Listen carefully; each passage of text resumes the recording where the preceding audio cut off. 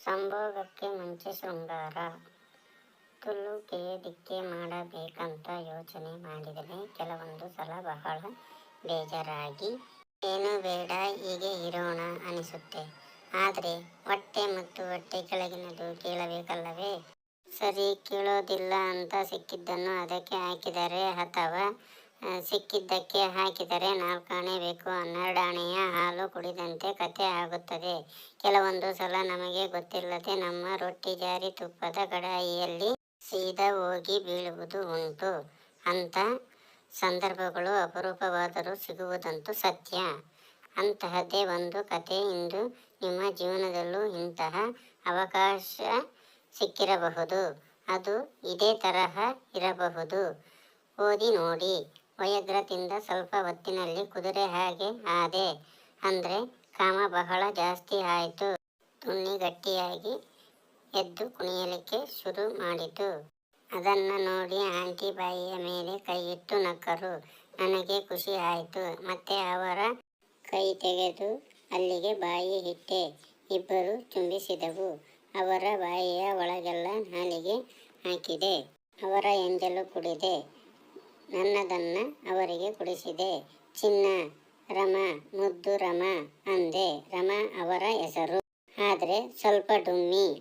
ಕರ್ಬೂಜ ಹಣ್ಣಿನಂತಹ ಮಲೆ, ಬಾಳೆದಿಂಡಿನಂತಹ ತೊಡೆ, ಮೆತ್ತನೆಯ ಬೆನ್ನು, ರೋಮ ತುಂಬಿದ ತುಲ್ಲು. ಬಕಳೆಯನ್ನ ಅಲ್ಲಾಡಿಸಿ ರೋಮ ಸರಿಸಿದೆ. ಕೆಂಪು ಕೆಂಪಾಗಿ ರಸ ಬಿಡ್ತಾ ಇತ್ತು.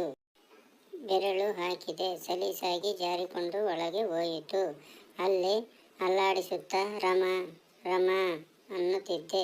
ಮಲೆ ಎಲ್ಲ ಚೀಪುತ್ತಾ ಕಚ್ಚಿದೆ. ಒಂದರಿಂದ ಬಾಯಿ ತೆಗೆಸಿ ಇನ್ನೊಂದಕ್ಕೆ ಇಟ್ಟುಕೊಂಡರು. ಮತ್ತೆ ಅವರಿಗೂ ಬಿಸಿ ಹುಟ್ಟಿತ್ತು. ಇವಾಗ ತುಣ್ಣಿ ಸೇರಿಸಿ ಸಂಭೋಗ ಮಾಡಬೇಕಿತ್ತು. ಅವರಂದರು ನಿರೋತ್ತೆಗೆ ಅಂತ ಪ್ಯಾಕೆಟ್ ಬಿಚ್ಚಿದೆ. ಒಂದನ್ನ ತೆಗೆದು ಅವರು ನನ್ನ ತುಣ್ಣಿಯ ಮೇಲೆ ಇಟ್ಟು ಉರುಳಿಸುತ್ತಾ ಬಿಚ್ಚಿದರು. ತುಣ್ಣಿಗೆ ಅಂಗಿ ಹಾಕಿ ಆಗಿತ್ತು. ಇಬ್ಬರು ಬೆನ್ನಿನ ಮೇಲೆ ಕೈ ಹಾಕಿ ಅಲ್ಲಿ ಇಲ್ಲಿ ಮುಟ್ಟುತ್ತಾ ಮಂಚಕ್ಕೆ ಹೋದೆವು. ಅದರಲ್ಲಿ ಕುಳಿತು ರಮಾ ಕಾಲನ್ನ ಮಡಚಿ ಮೇಲೆ ತೆಗೆದುಕೊಂಡಳು. ಮತ್ತೆ ಮಂಡಿ ಮಡಚಿ ಇಟ್ಟು ಕಾಲಗಲಿಸಿ ಅಂಗಾತಾನೆ ಮಲಗಿದಳು. ನಾನು ಮಂಚದ ಪಕ್ಕ ನಿಂತು ಮೊಲೆ ಇಚುಕಿದೆ. ಅವರು ನನ್ನ ತುಣ್ಣಿಗೆ ಕೈ ಹಾಕಿ ಹಿಡಿದು ಇಲ್ಲಿ ಬಾ ಅಂತ ತುಲ್ ತೋರಿಸಿದರು. ನೋಡುವಾಗ ತುಲ್ಲಿಗೆ ಮುತ್ತು ಕೊಡಬೇಕು ಅನಿಸಿತು. ಬಾಗಿ ಅವರ ತೊಡೆ ಸಂದಿಗೆ ಮುತ್ತು ಕೊಟ್ಟೆ. ಮುಖಕ್ಕೆ ಶಾಟ ಕಚಗುಳಿ ಇಟ್ಟಿತು. ಮತ್ತೆ ಸ್ವಲ್ಪ ಮೇಲೇರಿ ಹೊಕ್ಕಳಿಗೆ ಮುತ್ತು ಕೊಟ್ಟೆ. ಮಲೆ ನೆಕ್ಕಿದೆ. ತುಟಿಗೆ ಕಚ್ಚಿದೆ.